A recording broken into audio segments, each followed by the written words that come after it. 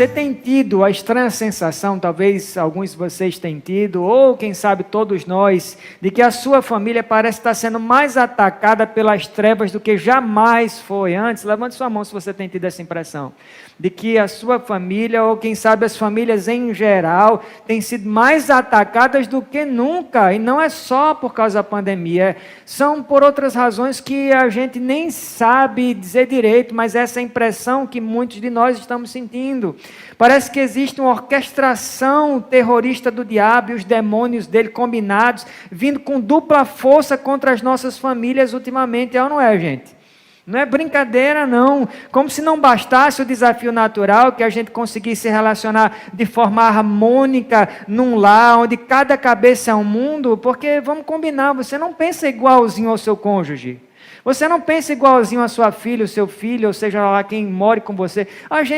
Cada um tem uma cabeça diferente, não é assim? Então, fora o desafio natural que é isso, ainda para piorar tudo, o inimigo tem bombardeado com artilharia pesada e é nos alicerces do nosso lar. Usando o quê? Usando as mídias televisivas, vamos lá, é ou não é? Mídias televisivas, Hollywood também, mídias sociais, para endeusar a futilidade, celebrar a imoralidade, inculcar a relativização do erro. Não é nada demais, pode fazer isso aí que isso não dá em nada não. Eu vivo pensando que existe um demônio no inferno de 15 metros chamado nada demais. Não é nada demais não. Isso tem nome, é relativização do erro. Erro é erro. E tem muito demais. A Suprema Corte também, para absolutizar o que é contrário à palavra de Deus, professores que querem roubar dos pais a tarefa de doutrinar os filhos, que é nossa, amém ou não amém? É nossa. Quem doutrina o meu filho sou eu. E você também, que é pai e mãe. Não é tarefa dos professores, mas parece que está chovendo de baixo para cima. O Congresso Nacional com pautas trevosas que só de mencionar faz vergonha. Por isso que eu não quero nem mencionar. Eu não vou nem gastar o verbo para mencionar, porque não vale a pena. John MacArthur, pastor e teólogo comentarista da Bíblia de estudo John MacArthur, talvez alguns de vocês tenham essa Bíblia, diz assim: se a gente não preservar a nossa família, a sociedade vai à ruína, é ou não é? Preserve não, já está ruim, pode ficar pior. A família é a base da nação. Se a gente não preservar, toda a nossa nação vai a pique. Eu concordo com John MacArthur em número, gênero e grau. E o diabo sabe muito bem disso, ou se sabe, porque ele vive 24 horas maquinando, arquitetando, engendrando, sabe, ataques supra-humanos, se fossem ataquezinhos, mas não são ataques sobrenaturais e vorazes contra as nossas famílias. Tá, mas e agora? O que a gente faz? Como diria o Chapolin, quem poderá nos defender? O que fazer quando o inimigo ataca ferozmente a nossa família? Esse é o tema da mensagem para você nesta noite. O que fazer quando o inimigo ataca? Não é de qualquer forma, porque como eu falei aqui, parece que ele está atacando de uma forma diferente, ferozmente. O que fazer? Eu quero convidar você para abrir a sua Bíblia comigo em 1 Samuel, nós vamos dar continuidade à nossa série de mensagens em Samuel, capítulo 30 dessa vez. Vamos ler do verso 1 ao verso 8. 1 Samuel, do verso 1 ao verso 8, eu vou ler a partir da versão NVT, a minha Bíblia aqui, nova versão transformadora. Sua versão pode ser qualquer outra, não tem problema. 1 Samuel, capítulo 30, se você achou, diga amém. Se você não achou, não tem problema, acompanhe do telão. Eu acho que o pessoal da mídia vai jogar aí o texto no telão. Diz assim a palavra do Senhor: 3 dias depois, quando Davi e seus homens chegaram à cidade de Ziclag, viram que os amalequitas haviam invadido o Neguebe e atacado Ziclag. Tinham destruído e queimado a cidade, não mataram ninguém, mas tomaram como prisioneiros as mulheres, as crianças e os demais e foram embora. Quando Davi e seus homens viram a cidade queimada e se deram conta do que havia acontecido com suas mulheres, seus filhos e suas filhas, lamentaram e choraram em voz alta até não aguentar mais. As duas esposas de Davi, Ainoam de Jezreel e Abigail, viúva de Nabal do Carmelo, estavam entre os que foram capturados. Davi ficou muito aflito, pois os homens estavam amargurados por terem perdido seus filhos e suas filhas, e começaram a falar em apedrejá-lo. Mas Davi encontrou forças no Senhor seu Deus. Eu queria que vocês repetissem isso aqui comigo. Essa última parte, tá? Vamos repetir junto. Mas Davi encontrou forças no Senhor seu Deus. Então disse ao sacerdote Abiatar: tira o colete sacerdotal. E Abiatar, filho de Aimeleque, o trouxe. Davi perguntou ao Senhor: devo perseguir esse bando de saqueadores?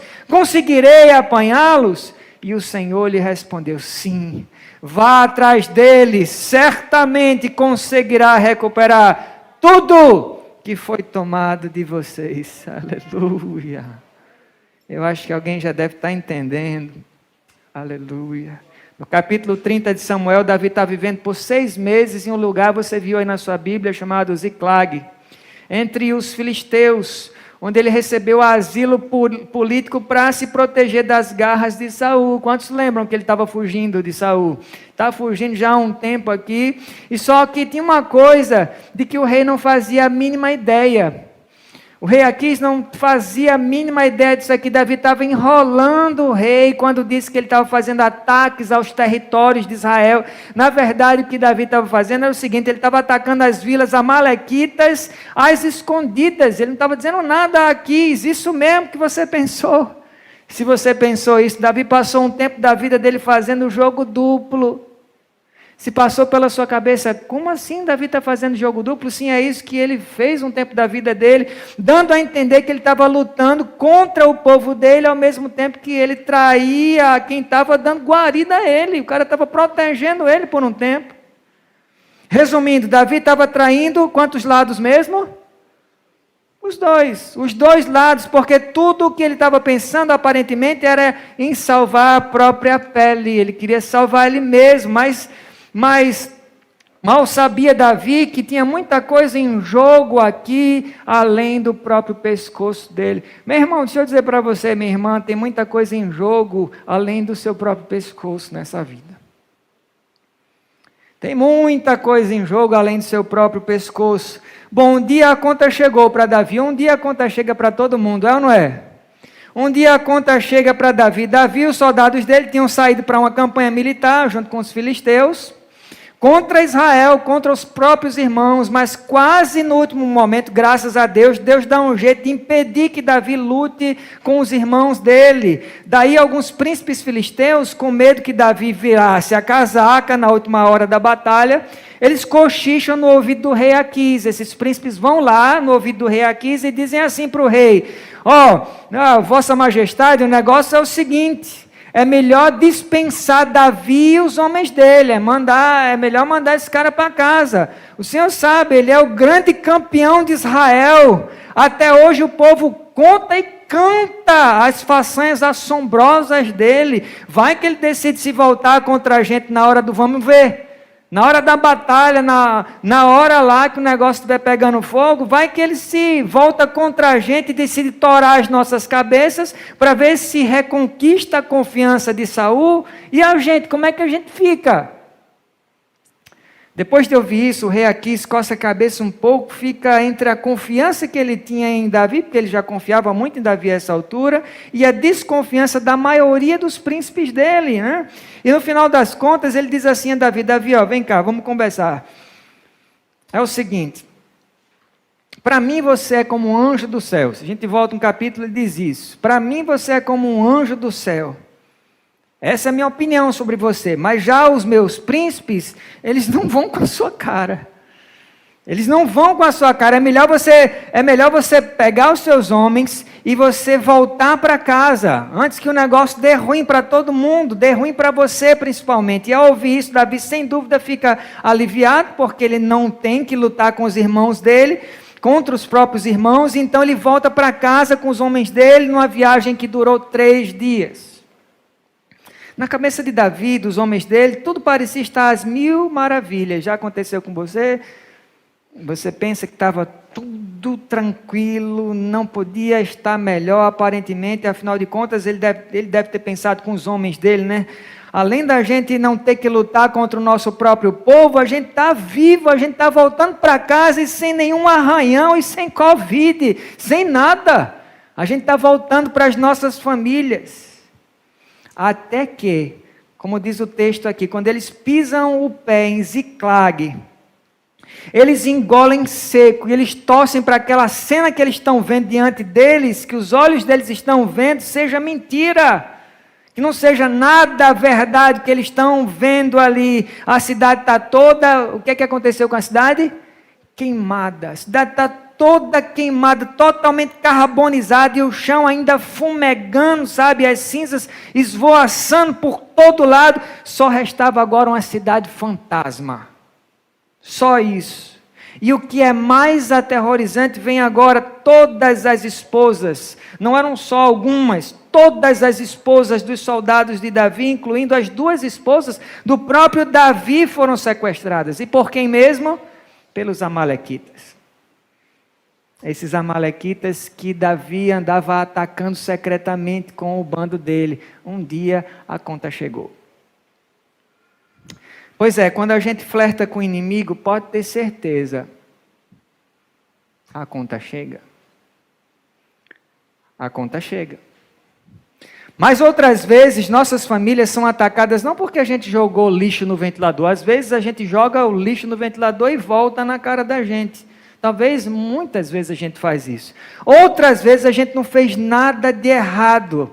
Nada que poderia ter respingado nas pessoas que a gente ama. A gente tenta se investigar, fazer aquele autoexame, tenta pensar em retrospectiva, mas a gente não consegue, não tão fácil ver que a gente é o protagonista desses contratempos, dessas coisas tão ruins que andam acontecendo contra a gente, contra a nossa família. O problema é que nos atacar, gente, e atacar quem a gente ama, é coisa que o diabo vive fazendo, é ou não é? Vive fazendo, você aprontando ou não, o diabo vai continuar fazendo o trabalho dele, que é militar contra a sua família e contra você. Mas o que fazer? Como a gente deve reagir aos ataques sobrenaturais, implacáveis e covardes do inimigo contra a nossa família? E aqui vai o nosso primeiro ponto, vai aparecer aqui no telão: chore pela sua família aos pés de Deus.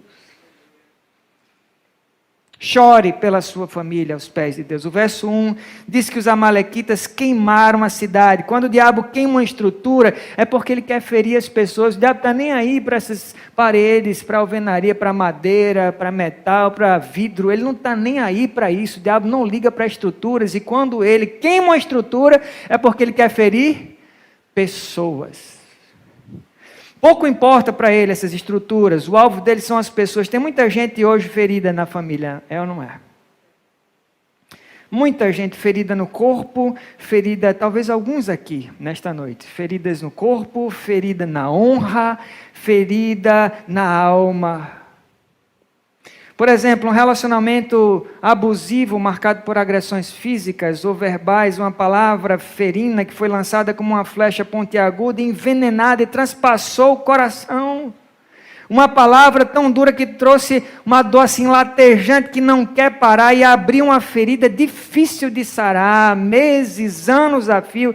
Provérbios 18 e 21 diz assim, alguns de vocês lembram: a vida e a morte estão no poder da língua.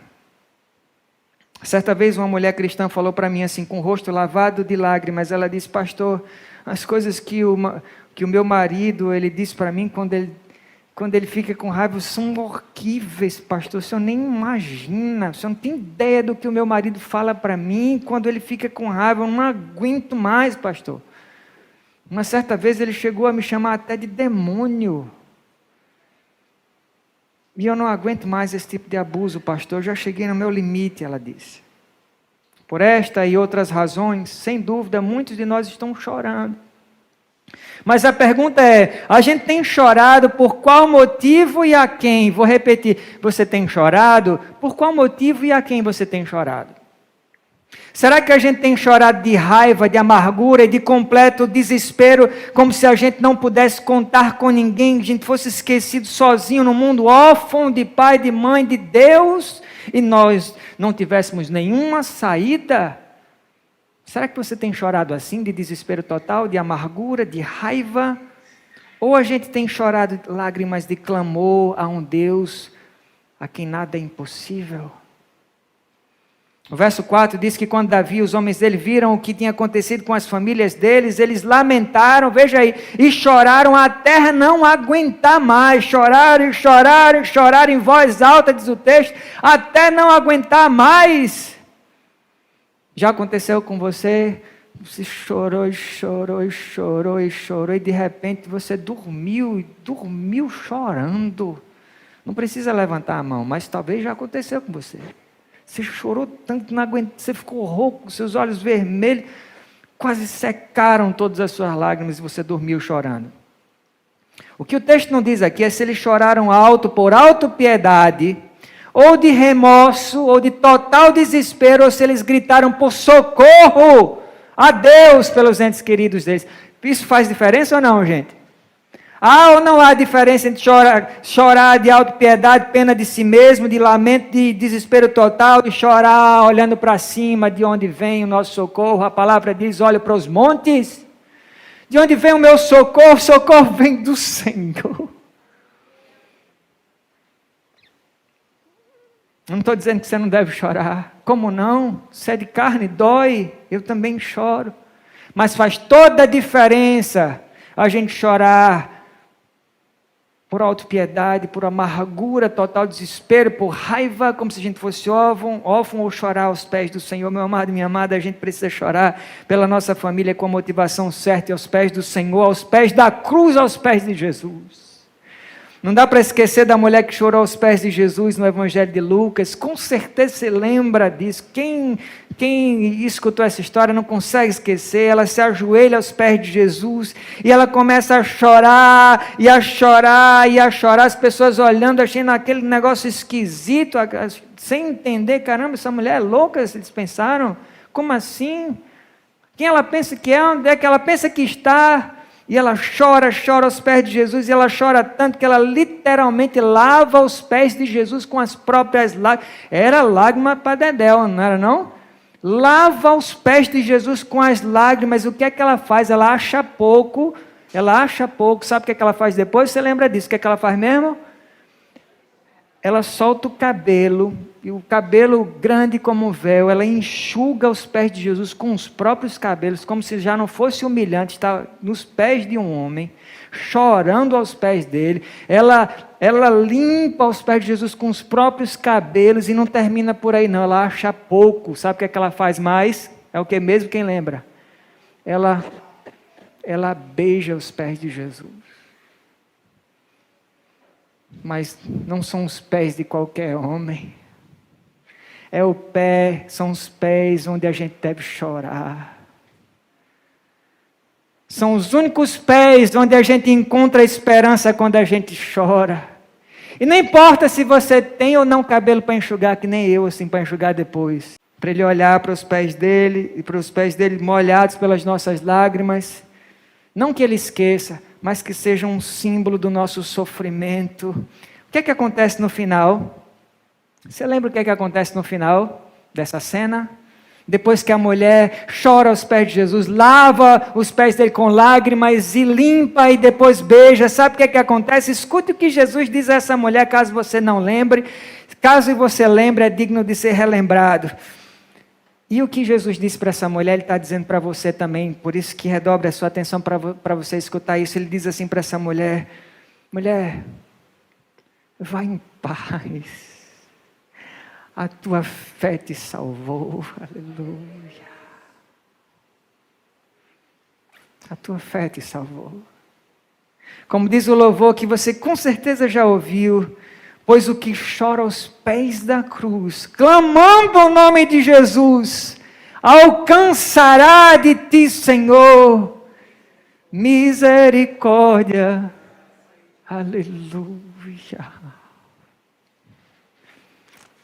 Davi e os homens dele choraram pelas famílias deles sequestradas. O que é que você acha, meu irmão? Pergunta você, meu irmão, o que é que você acha? É impossível o marido estar bem se ele sabe que a mulher está prisioneira. É impossível para os pais estarem bem se ele sabe que o filho está prisioneiro. É impossível o homem estar bem se ele sabe que a família dele está aprisionada pelas mãos do inimigo, e tem vários de nós com parentes aprisionados.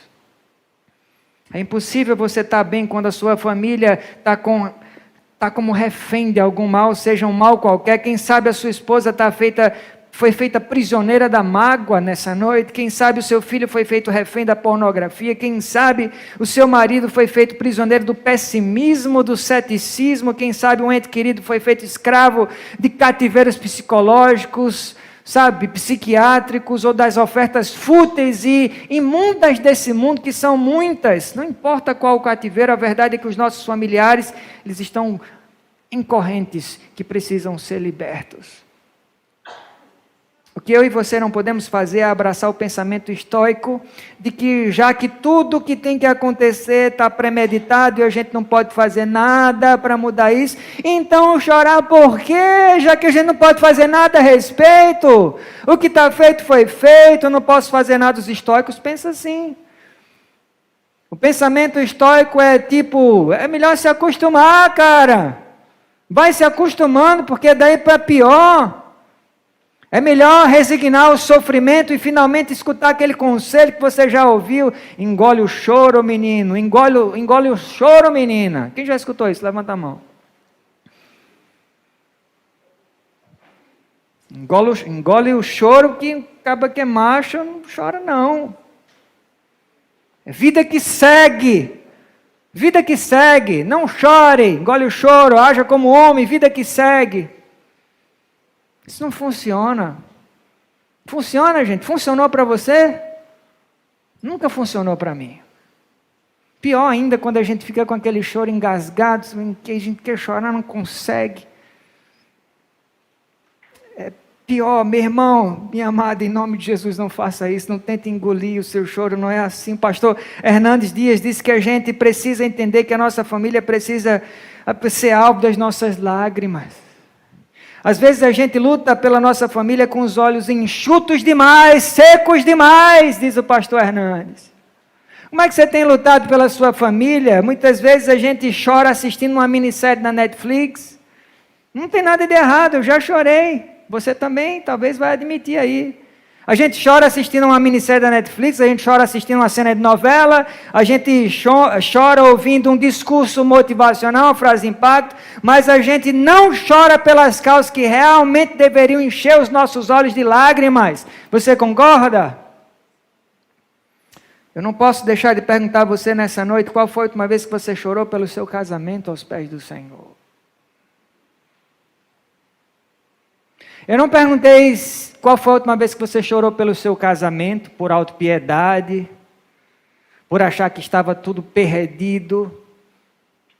Estou perguntando qual foi a última vez que você chorou aos pés de Jesus pelo seu casamento, qual foi a última vez que você chorou pelos seus filhos aos pés do Senhor, qual foi a última vez que você chorou pelo ente querido, que ainda não conhece Jesus e que está caminhando agora mesmo a passos largos para uma eternidade sem Deus. E você se encontra rindo muito, nada contra a sua felicidade, seu pastor deseja muito a sua felicidade, mas hoje é Deus quem pergunta, qual foi a última vez que você chorou por esse ente querido, que enquanto você está muito bem protegido, caminhando para o céu, ele caminha para a eternidade sem Deus. Qual foi a última vez que você chorou para que Deus santifique a sua casa, que não anda muito santa, a começar por você? Às vezes a gente luta pela nossa família com olhos, como diz Hernandes, enxutos demais. Talvez alguns de vocês conhecem ou já leram algum livro de Jim Cymbala, um pastor batista de uma mega igreja no Brooklyn, dos Estados Unidos, com mais de 8.000 membros. O ministério de louvor deles é conhecido entre a cristandade histórica no mundo inteiro, há décadas já. Um dia, Jim Cymbala entra em casa e a filha dele mais velha, adolescente, diz na cara dele a pior coisa que um pastor pode ouvir, que um pai pode ouvir, ainda mais sendo pastor. Ela diz assim para Jim: papai, eu não quero mais saber do seu Deus. Eu não quero mais saber da igreja, papai. Eu quero curtir a vida, eu quero experimentar a vida, eu quero saber o que é que tem do outro lado do muro, ela diz. Daí Jim, ele implora para ela não fazer isso, ele insiste que ela não faça isso, mas nada adianta. Não adianta nada, ela está resolvida a fazer o que ela quer fazer. A menina bota uma mochila nas costas e sai de casa. O pastor, completamente atordoado, pensa em abandonar o ministério. Como não? Ele pensa em abandonar o ministério, desistir de tudo. E ele diz assim: eu não tenho estrutura emocional para continuar sendo um pastor. Eu não tenho. Um dia um amigo liga para ele da Flórida e diz assim: pastor Jim, esquece essa menina, pastor. Toca a sua vida, toca o teu ministério. Ela não está nem aí para você, pastor. Mas eu pergunto a você que é pai, você que é mãe aqui presente, dá para a gente esquecer dos nossos filhos, gente? Qual pai, qual mãe iria esquecer do próprio filho? Não tem como. Jim estava na semana seguinte numa vigília de oração da igreja dele, quando a irmã se levanta no meio do círculo de oração e diz assim para o pastor: pastor Jim, a nossa igreja nunca chorou pela sua filha, pastor. A nossa igreja nunca levantou um clamor aos céus em favor da sua filha. E o pastor Jim diz que naquela noite, aquele templo se transformou numa sala de parto. Aquele templo se transformou num lugar de choro, de dor, de gemidos e de clamor a Deus. Uma coisa que uma igreja tem que ser.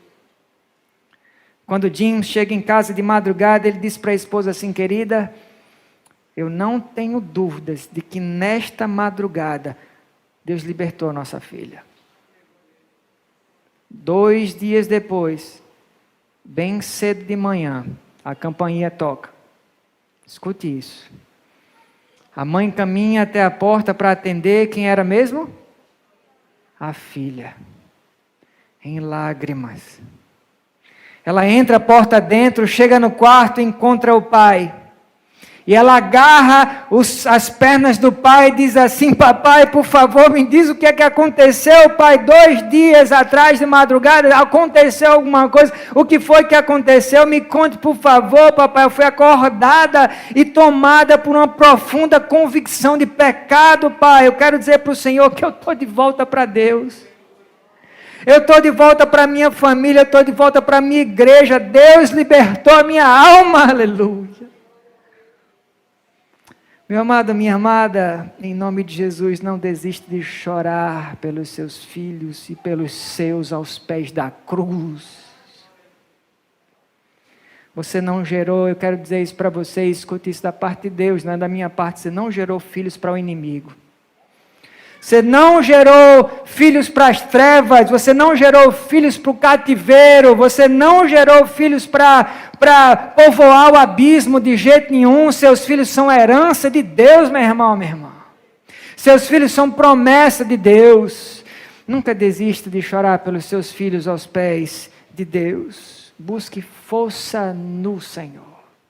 Esse é o nosso segundo e último ponto, vai aparecer aqui no telão. Busque força em Deus, em Deus. Veja comigo a primeira parte do verso 6 aqui, diz que Davi ficou muito aflito, primeira parte do verso 6, pois os homens estavam amargurados por terem perdido seus filhos e suas filhas, e começaram a falar em fazer o que mesmo com Davi? Eles estavam querendo fazer o que mesmo com Davi, gente? O bicho pegou, não foi? Estavam querendo acabar com a raça de Davi. Os homens que eram fidelíssimos a Davi, que davam a vida se fosse preciso por ele, mas estavam querendo matá-lo aqui. Repare que ele está escancarado aqui para a gente, que agora já não é somente Saul brigando com Davi, e nem os filisteus, e nem os amalequitas, não. Nesse momento são os próprios homens de Davi que pegam cada uma pedra. Pense que cena desesperadora ali, como se Davi já não tivesse amargurado o suficiente, aflito pelas as esposas e a situação toda. Ele vê essa cena, todo mundo pegando uma pedra, rangendo os dentes de ódio. Eles enxergam Davi como um inimigo agora a ser aniquilado. Você consegue ver qual o estratagema do diabo aqui? Será que você já se ligou qual o estratagema do diabo aqui? Eu vou dizer para você, meu irmão, minha irmã, às vezes a nossa família é atacada, e em vez da gente sintonizar a radiofrequência do nosso coração com Deus, para a gente entender a natureza demoníaca da batalha que a gente está encarando dentro da nossa casa, sabe o que é que a gente faz? A gente declara guerra uns com os outros, é ou não é? A gente não entende nada. A gente vê o diabo no outro, no cônjuge, nos filhos. A gente confunde as coisas, a gente não entende a natureza da batalha, em lugar de a gente se unir para enfrentar qual o verdadeiro inimigo. Nós não lutamos contra carne nem sangue, gente. Lutamos contra poderes das trevas. Meu amado, minha amada, redobre a sua atenção para ouvir isso agora. Seu problema não é o seu cônjuge, em nome de Jesus. Seu problema não é o seu cônjuge, sua esposa, seu marido. Pais, o seu problema não é seus filhos. Filhos, o seu problema não é seus pais. É preciso a gente entender de uma vez por todas qual a natureza dessa luta. Porque toda vez que a gente transforma um aliado em inimigo, a gente transforma o inimigo em aliado. Eu vou repetir isso, espero que você memorize essa frase. Todas as vezes que a gente transforma um aliado, que é o nosso cônjuge, que é o nosso filho, em um inimigo, adivinha quem a gente transforma em aliado? O inimigo das nossas almas. É tenebroso, mas é verdade. Por isso, pare de brigar, pare de ferir, pare de declarar guerra contra a pessoa que você ama. Você não diz tanto amar essa pessoa, então pare. Seu problema não é quem mora debaixo do seu teto. Existe uma luta dantesca e monstruosa sendo travada ao redor da sua família, circulando a sua casa dia e noite. E essa luta é espiritual, que não pode ser vencida com armas carnais, mas com armas espirituais poderosas em Deus contra fortalezas. Mas o que fazer quando você é alvo dos ataques daqueles que você mais ama? Porque às vezes você percebe e os que estão ao seu redor, os seus familiares, os que moram debaixo do seu teto, não percebem. Você percebe e eles não percebem. E o que fazer quando eles não percebem a natureza da batalha? Você faz o que Davi fez. Você faz o que Davi fez na última parte do verso 6. Olha aí mais uma vez, e essa é a minha parte favorita. Você busca forças no Senhor seu Deus. Essa é a parte que eu bato 2 palmas para Davi. Eu vou explicar por quê. 2 palmas. Primeiro, porque ele buscou forças em Deus e em nada ou ninguém mais. Nada contra você buscar o seu amigo, um psicólogo, remédios, tratamentos, livros, seja lá o que for. Mas isso só depois de, em tendo buscado o Senhor, Deus lhe orientar a fazer. A primeira coisa que Davi fez foi buscar o Senhor, seu Deus, e ninguém mais, como eu falei, e nada mais. A expressão hebraica aqui traduzida como buscou forças, é ranzak, que também pode ser traduzida nesse contexto como resistiu, firmou-se, restaurou-se no Senhor, seu Deus. Segunda razão porque eu aplaudo Davi nessa hora. Eu aplaudo Davi porque antes de encorajar outros, o que é que Davi fez? Ele se encorajou. Eu gosto de como Charles Spurgeon, ele comenta sobre essa decisão de Davi em buscar forças para ele mesmo. Spurgeon diz assim: algumas das melhores conversas do mundo são aquelas que uma pessoa tem com ela mesma. Aquele que fala com todo mundo menos consigo mesmo é um tolo. E Charles Spurgeon continua o comentário dele dizendo assim: eu acho que ouvi Davi falar, por que estás abatida, ó minha alma? Lembra desse salmo? Por que estás abatida, ó minha alma? Por que te perturbas dentro de mim? Olha como termina. Espera em Deus. Espere em Deus, ó minha alma, porque ainda o louvarei, auxílio meu e Deus meu, aleluia. Meu amado, minha amada, eu aposto que você quer muito lutar pela sua família, mas entenda que se você estiver totalmente sem forças e sem esperança, você não pode ajudar ninguém. Quem você vai ajudar sem forças e sem esperança? Na verdade, desse jeito você pode até piorar as coisas. Do jeito que você está, sem esperança, sem força, se for fazer alguma coisa pelos seus familiares, por aquele que você quer tanto ajudar, por aquela que você quer tanto ajudar, você pode piorar. Por isso é tão importante que você enche o seu coração de forças primeiro e só depois você divida a sua força com outro. Um caminhão vazio não abastece ninguém. Você vai e volta vazio, não abastece ninguém. Davi sabia disso, por isso que ele, antes de tentar fazer qualquer coisa pela família, ele foi buscar forças em Deus, no único que pode oferecer, força supranatural. Davi encontrou forças, diz o texto, no Senhor seu Deus. Justamente nessa hora de dor lancinante, de choro alto, como diz o texto, de ameaça gravíssima, Davi certamente se lembra dos anos passados. E Davi tem uma história inesquecível de conquistas com o Senhor. Ele deve ter pensado assim, não, de jeito nenhum, eu não. Eu me recuso a acreditar que a história vai terminar assim, eu não posso me dar o direito, eu não tenho o direito de achar que a minha história vai terminar assim, sabe por quê? Porque Deus, o Deus que fortaleceu as minhas mãos, essas mãos aqui, para que eu vencesse um leão e um urso, o Deus que me empoderou para vencer um gigante filisteu, o Deus que multiplicou a minha força para eu vencer 10 milhares de guerreiros, é o mesmo Deus que vai continuar me conduzindo em vitória. Meu amado, minha amada, para Deus não existe causa perdida. Não tem. Para Deus não existe casamento sem solução, para Deus não existe doença incurável, para Deus não existe vida irrecuperável, para Deus não existe problema sem saída. Nosso Deus é Deus do impossível. O mesmo Deus que conduziu Davi em vitória é o que convida pela boca do profeta Isaías.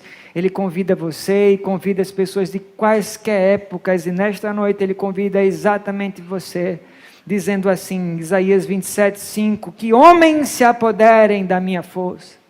Ele também diz, é o mesmo Deus que diz, é de quem é dito em Isaías 40:29, faz forte o cansado e multiplica as forças a quem não tem nenhum vigor. Você está cansado nessa noite, você está devagar quase parando, você está sentindo seu vigor indo embora, então é isso. Isso aqui é para você, ele faz forte o cansado, ele multiplica a sua força, você que não tem nenhum vigor. Esse é o mesmo Deus em quem repousa a promessa de Isaías 40:31, que diz assim, mas os que esperam no Senhor renovarão as suas forças, sobem com asas como águias, correm e não se cansam, caminham e não se fatigam. Um dos testemunhos mais inspiradores que eu já escutei na minha vida é o de Sara, uma missionária do Rio de Janeiro. Sara era filha única de pai judeu, um homem super culto e podre de rico. Pense num camarada podre de rico. Um dia, completamente desesperado da vida, ele dá um tiro na cabeça. E ele deixa Sara, órfã de pai, aos 9 anos, mas com muita sede de Deus, muita sede de Deus. Sara, na inocência infantil dela, ela pensa, se eu for batizada, eu vou encontrar Deus. Se eu me batizar, eu encontro Deus. Daí ela procura uma igreja para se batizar e ela experimenta a maior frustração da vida dela. Ela não encontra Deus no batismo. Depois dali ela sai para procurar 3 seitas diferentes, uma atrás da outra. E em cada uma dessas seitas ela se dedica ao máximo que ela pode, tentando cumprir todos os preceitos de cada uma das seitas. Na última delas ela faz pactos com espíritos, demônios, marca o corpo inteiro, faz alianças espúrias e não encontra Deus. E com 14 anos de idade, Sara pensa assim, a única saída para mim é fazer o que o meu pai fez. Colocar um fim nisso tudo, dando um tiro na minha cabeça. É nesse momento que uma coleguinha, eita coleguinha abençoada. Ei, meu irmão, você é um felizardo se você tiver um coleguinha abençoado, orando por você, pegando na sua mão. É nesse momento que uma coleguinha cristã da escola convida Sara para um evento especial de 3 dias na igreja dela. Daí Sara vai com a amiguinha para o culto, na sexta, e acha o culto mal tédio. Aí ela pensa assim, se ser cristão é isso, estou fora. O negócio já está ruim. Se ser cristão é isso aí, não dá para mim não. Mas daí ela muda de ideia e pensa assim, quem sabe no sábado melhora, né? Então ela volta no sábado e ela acha o culto do sábado pior ainda. Mas aí ela pensa assim, eu vou voltar no domingo, ao menos para a minha coleguinha sair do meu pé. Assim ela para de me convidar, ela sai do meu pé. Naquela noite, Deus toca o coração de Sara e Sara finalmente encontra Deus. Mas a história não acaba por aí. Era só o começo de uma batalha feroz, voraz, porque a mãe de Sara tinha um pacto com o diabo e começa a perseguir Sara. A mãe rasgava as Bíblias de Sara, queimava os livros evangélicos dela, e com 18 anos a mãe expulsa Sara de casa. E nesse dia Sara ora a Deus dizendo assim, meu Deus, eu quero um marido cristão para me casar, providencia um marido cristão, um homem de Deus para mim. Então Deus presenteia Sara com um marido missionário e 2 filhos lindos. Até o dia em que o marido de Sara faz uma confissão que entra no coração de Sara como uma facada. Ele olha para Sara e diz assim, Sara, eu conheci outra mulher. E eu estou emocionalmente envolvido com essa mulher. Eu quero viver essa aventura, Sara. Eu estou saindo de casa. E assim como Davi, os homens dele, Sara chora alto e sem entender nada. E você entenderia alguma coisa? Quem entenderia? Talvez você está passando por uma situação bem parecida com a de Sara, em que você não está entendendo absolutamente nada. Pensou que as coisas estavam pegando corpo, estavam mudando, e quando você pensou que estava tudo se acertando, aí que o negócio estava desandando, o trem estava descarrilhando mesmo. Daí os amigos começam a falar para Sara, Sara, você é uma mulher nova, você é uma mulher linda, você é uma mulher inteligente, esse homem não merece você, toca a sua vida, arranja outra pessoa, toca a sua história, Sara. E Sara responde sempre a mesma coisa. Olha o que Sara respondia para as amigas, para os amigos, gente. Ela dizia assim, eu não tenho dúvida de que eu orei, não tenho dúvida nenhuma de que eu orei, eu não tenho dúvida de que eu pedi a Deus, eu não tenho dúvida de que Deus me orientou nessa escolha, gente. Eu não tenho dúvida, eu só não entendo, mas dúvida eu não tenho. Só que por mais alto que ela chorasse, as coisas não se resolviam. Era uma noite de sábado e faltava 4 dias para a audiência do divórcio. 4 dias. De repente, Sara tem um estalo. Aquela luzinha que se acende em cima da nossa cabeça de vez em quando. Essa luz tem nome. Se chama Espírito Santo. Oh, aleluia, quando essa luz se acende, né? Foi o que aconteceu com Sara. Ela teve um estalo do Espírito Santo. Essa luzinha se acendeu. E ela pensou assim, e se foi o diabo que atacou o meu casamento com a fúria dele e eu nunca declarei guerra a ele? Foi o que ela pensou. Naquela mesma hora, Sara se levanta, enxuga as lágrimas e ela faz uma declaração que ela nunca tinha feito até então. Olha, escute, meu irmão, minha irmã, que declaração poderosa. E em nome de Jesus, vá para casa fazendo a mesma declaração, porque isso aqui é um modelo do que você pode fazer para o resto da sua vida. Olha, escute o que é que ela diz. Ela diz assim, meu Deus, eu quero declarar na tua presença que eu sou de Jesus. Eu fui lavada e purificada no sangue do Cordeiro. Eu quero declarar que o meu marido é de Jesus e que ele também foi lavado e purificado no sangue do Cordeiro. Eu quero declarar que os meus filhos são de Jesus e eles também foram lavados, foram comprados e remidos no sangue do Cordeiro. E Deus, se o diabo com astúcia e a fúria dele atacou a minha família, eu te peço que em nome de Jesus, o Senhor desfaça toda essa trama e que o Senhor me dê vitória no sangue do Cordeiro e eu tomo posse, eu me aproprio dessa vitória no poderoso nome de Jesus. Só de repetir isso já fico arrepiado. Eu não estava nem lá. Mas eu posso imaginar o que estava acontecendo naquele quarto, naquela hora. E eu queria ter assistido. Na manhã seguinte, Sara ia saindo de casa para a igreja e encontra uma carta por debaixo da porta. Uma carta escrita pelo marido, gente. E ele escreve assim: Sara, ontem à noite aconteceu uma coisa muito estranha comigo. Eu estava em casa quando de repente parece que escamas caíram dos meus olhos e eu estou muito envergonhado, estou muito arrependido. Por favor, Sara, me perdoe e me aceite de volta.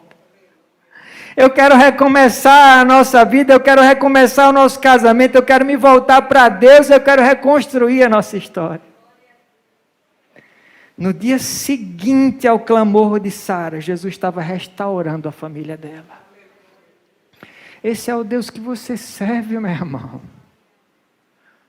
Entenda que talvez você está fazendo pouco caso do seu Deus. Ei, você é filho do Rei da Glória, do Deus vivo. Você é irmão do capitão da nossa salvação. Ele garantiu, não foi a terra para você, foi o céu dele. O céu dele ele divide com você. E Deus é esse que nem mesmo o filho dele ele te negou, o que mais ele vai te negar? Entenda que esse Deus que fez isso por Sara pode fazer isso por você, e amanhã eu espero estar falando profeticamente em nome de Jesus, eu não sei, Senhor, mas usa a minha boca pelos meus irmãos, em nome de Jesus, faz isso, tem tanta gente precisando tanto, Senhor. Eu não ouso dizer o que o Senhor não disse, mas o Senhor pode, eu creio. E o Senhor não tem filhos favoritos, o Senhor ama todo mundo por igual. Tem gente aqui com o coração em frangalhos por tanto tempo. Se eu falar na tua palavra, que o Senhor não se compraz em entristecer o coração do homem por tanto tempo. Choro pelos meus irmãos. Me deixa saber de algum testemunho amanhã.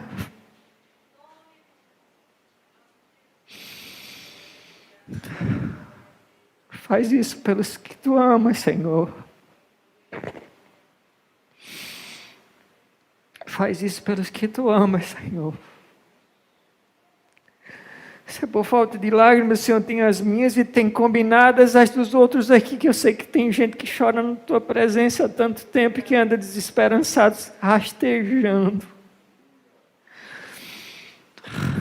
Mas a gente sabe em quem a gente tem crido, que é fiel e poderoso para fazer muito mais do que a gente pede e pensa, Senhor.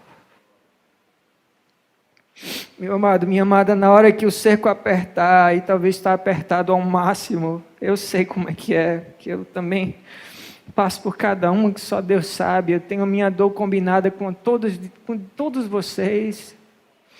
Cada vez que eu escuto a história de vocês, eu levo comigo até que vocês vençam ou até que eu sofra mais quando vocês sofrem também. Mas na hora que o cerco apertar, na hora que a sua família sofrer aquele ataque feroz do inimigo, ou naquele momento que você for atacado, você mesmo for atacado, não jogue a toalha, não entregue os pontos, busque forças no Senhor seu Deus. Busque forças no Senhor seu Deus. Lembre sempre, existem certas lutas que você não vence com valentia carnal, não adianta, você já percebeu que não adianta, não é possível. Você não vai vencer no grito, você não vai vencer com processo na justiça, nem queimando neurônios, tentando pensar num estratagema brilhante. Eu já pensei, já tentei tudo isso também. Não adianta, só pior, existem lutas que você só vence de joelhos, buscando força no Senhor seu Deus. Perceba então que na primeira parte do verso 8, Davi busca a Deus, Davi ora a Deus, Davi chama a Deus com duas perguntas somente duas perguntas. A primeira pergunta é essa: devo perseguir esse bando de saqueadores? Não é assim que está na sua Bíblia? A primeira pergunta dele é: devo, Senhor, perseguir esse bando?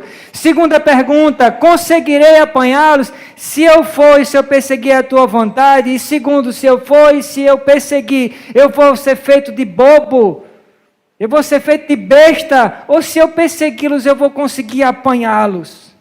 Em outras palavras, Davi está dizendo a Deus o seguinte, ele está abrindo o jogo com Deus, ele está rasgando o coração diante de Deus, ele está dizendo, Deus, o inimigo nesse momento parece estar me vencendo de goleada, ele está vencendo de 7-1, a gente já viu esse filme, ele está vencendo de 7-1, eu devo aceitar essa derrota sem reagir, Senhor? É isso que o Senhor quer que eu faça, que eu fique parado aqui, silente, distante, sem fazer nada? Ou o Senhor quer que eu parta para cima? E se eu partir para cima, eu vou conseguir vitória?